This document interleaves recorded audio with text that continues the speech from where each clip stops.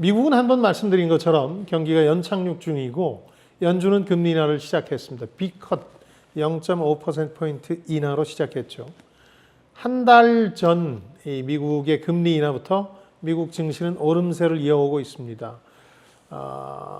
S&P 500 기준으로 한 5% 이상 올랐는데요.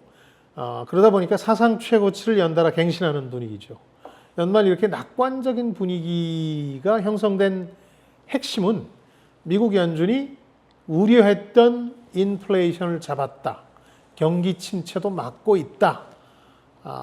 이렇게 안도하는 데 따른 겁니다. 안도 랠리라고 볼 수 있겠습니다. 게다가 기업 이익이라는 관점에서 여러 가지 우려가 있었습니다만 지금 상당히 좋습니다.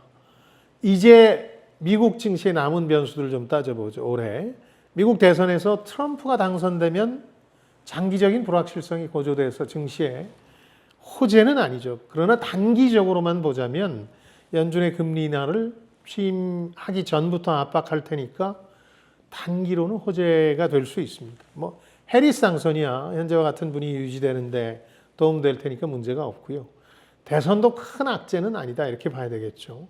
빅테크들에 대한 미 정부의 규제나 소송, 또 AI 거품론 같은 게 문제가 될 수 있는데 이것도 장기적으로 봐야 됩니다. 이 단기적 악재 수준에 머물 가능성이 높습니다. 결국 미 증시는 올해 들어 10월까지 한 20% 가까이 올랐는데 연말까지 하면 30% 이상의 상승을 기록할 겁니다. 그래서 지금 미국장에 투자하고 계신 투자자들은 연말 느긋하게 주무셔도 될 것 같습니다. 우리 역시 10월 금리 인하가 시작됐습니다. 다만 한미 양국의 금리에 대한 인식차가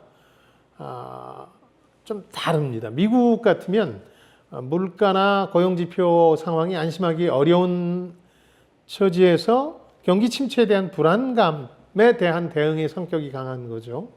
그러니까 한 차례 0.5%포인트 B컷한 이후에 오히려 인하에 대해서 조금 신중해지는 편입니다.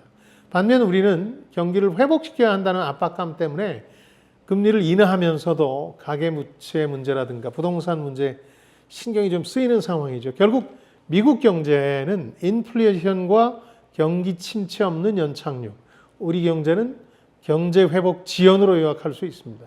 그러니까 우리 경제는 수출이 그나마 버텨주긴 합니다만 내수라든가 건설 수요 부족으로 기대했던 회복은 요원한 상황입니다. 그러니까 한미 양국의 금리 인하 시작 이후에 금리 정책이 탈동조화될 가능성이 높다고 제가 한번 말씀드렸는데 미국은 소극적이 되고 우리는 보다 적극적이 될 가능성이 있다고 말씀드렸는데 증시로 이 얘기를 돌려보면 증시의 흐름도 좀 탈동조화, 디커플링 될 가능성이 있다고 보겠습니다. 특히 우리 경우는 삼성전자 위기론으로 대표되는 증시 최대 악재도 지금 충분히 해소되진 않았거든요. 당분간 해소될 기미가 잘 안 보이죠. 그간 쭉 말씀드렸습니다만 지금 삼성전자의 문제는 그간의 위기처럼 업황에 따른 다운 사이클의 문제가 아니라 반도체 패권 전쟁, 칩 워에 잘못 대응한 데서 오는 구조적인 위기입니다. 그러다 보니까 쉽게 해소되지가 않고 있습니다. 미국 대선 결과에 따른 득실을 따지는 기업과 산업 간 차별화는 우리 증시에서 좀 벌어지겠습니다만 장 전체의 비약, 한 단계 레벨업은 기대하기 힘든 상황이라고 요약할 수 있겠습니다.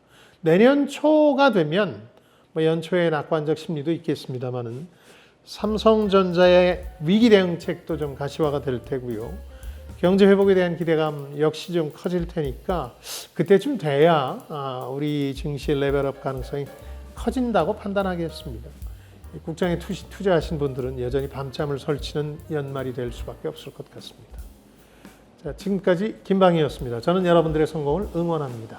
고맙습니다. 자, 릴.